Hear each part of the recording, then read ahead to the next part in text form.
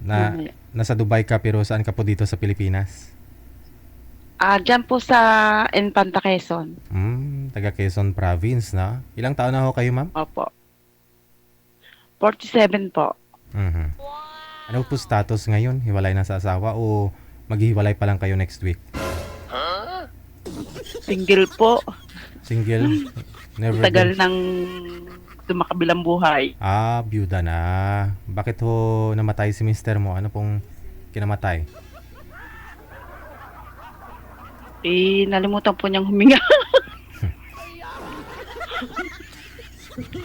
Gramuson na karon. Sige. Ano pong, may sakit po ba siya? Ano pong nangyari? Sasakit po. Sakit sa... Basta may sakit. Ganon. Bali po DJ ay pangalawang beses ko na tong tali dito. Anong year po Kung kayo? natatandaan po ninyo yung taga Cebu, Mm. yung nakakuha ko dati. Anong taon po yun? Eh, eh, Last year po, Kamusta ho kayo ng December 16. Kamusta ho kayo ng taga Cebu? Hindi po nakatiis Ah, sa tapos? makabilang bahay. Naging kayo po ba? Naghanap ng iba. Mhm. Ah. Tapos hindi nakatiis. Pero nagkita ho kayo, hindi? Yun. Hindi ho. Hindi po. Yun lang. Oo. Naging kayo, tapos naghanap po siya ng iba, yung malapit sa kanya, no? Pinalit sa'yo, no? Oo. Pero baka naman gusto niya sana uuwi ka. Ayaw mo lang.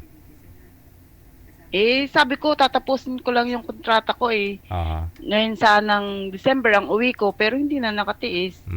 Kailan lang ho kayo naghiwalay? Okay lang. Matagal-tagal na rin po. Mga 2 weeks siguro. Binalak na niya ako. 2 weeks. 2 weeks pa lang. Okay. Meaning, tumagal ho kayo, pero, ha? Isang taon din? Ha? Isang taon po kayo? Isang taon din. Yun lang. Pero may anak po kayo, ma'am. Ilan po anak ninyo? 2. Malalaki na. Malalaki na. Aha. May mga trabaho na sila. Nagtatrabaho ka para kanino? Para sa sarili ko. Para pagdating ng araw, mag-asawa ka, hindi ka pwede tumbuyon, no?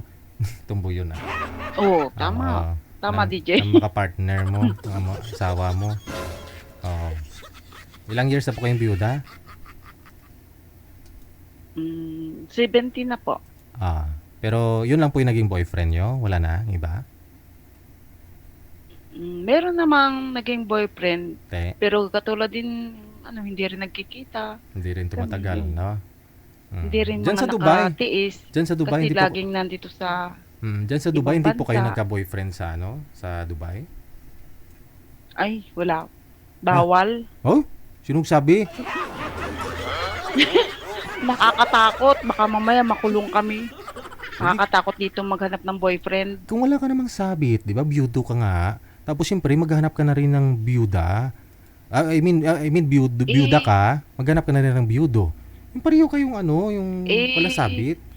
Dito po kasi sa amin, wala kaming day off. Hindi kami lang. makakagala. Makakalabas lang kami pag magsisend kami ng pera. Kung mga talagang dito lang kami sa bahay. Pero pabor din naman. Pabor. Kasi iwas gastos. Correct. Iwas sa luho, sa cellphone, di ba? Kasi minsan, napapaano ka lang napapatingin ka lang sa iba. Minsan, nainganyo ka na rin nabibili ka ng ganyang cellphone, di ba? Kung dyan ka lang bahay, trabaho. O damit, di ba? Tipid na rin kahit papaano, hindi ka nabibili ng bagong damit. Kasi dyan ka lang sa bahay ng amo mo, tipid talaga, no? Hindi ka lumalabas. Tsaka siyempre kung may boyfriend ka na sa labas, kakain kayo. Tapos kakain. Basta yun na. Ano naman pong gusto mo sa isang lalaki? Anong hinahanap mo? Ang gusto ko yung makakaintindi, understanding, gano'n. Tapos yung mas may edad sa akin. Ilang taon na nga po kayo, ma'am? Nakalimutan ko. 40? 47. 47. So mga 50, ganon. 48, 50. Okay lang. Okay, sige. Okay lang po, DJ. Saan ho kayo dito sa Pilipinas, ma'am? Infanta Quezon. Ay, oo nga pala, no? Pasensya na, medyo may edad na. Okay. Baka nanonood po ngayon yung Cebuano na nakausap mo po dito. Naging boyfriend mo ng 1 taon, mahigit. Tapos 2 weeks ago pa lang ho kayong hiwalay. Anong mensahe mo po sa kanya? Sana maging masaya ka sa pinalit mo sa akin. Yun lang. Hindi ka pa nakabove on, no? Kasi yung last na message niya sa akin, sabi niya, kasi nagpunta siya sa Manila unang-una. Mm-hmm. Tapos, nagtrabaho siya doon.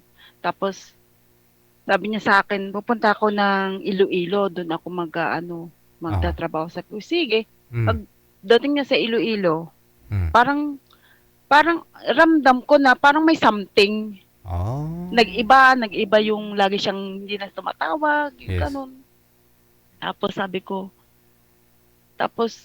ano ba ang mo?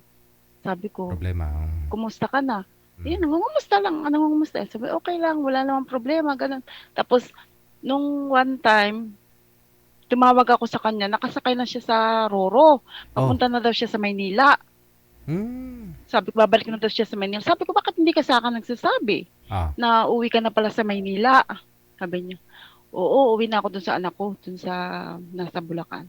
Sige, sabi ko, pagdating mo ng Bulacan, itawagan mo ko.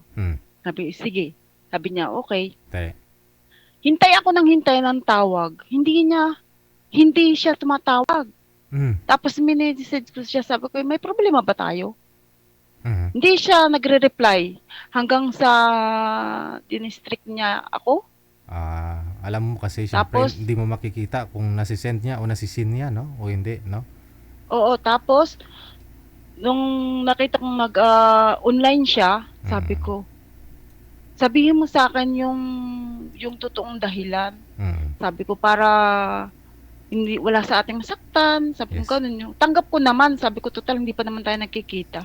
Sabihin mo lang sa akin yung totoo. Ayun, sinabi niya, mayroon na akong iba. Pupuntahan ko siya ngayon. Saan po siya? Sabi niya, saan po yung bago niya? Taga saan? Taga Manila po. Sakit no. So, kaya, sige, sabi ko, okay, sabi ko, good luck.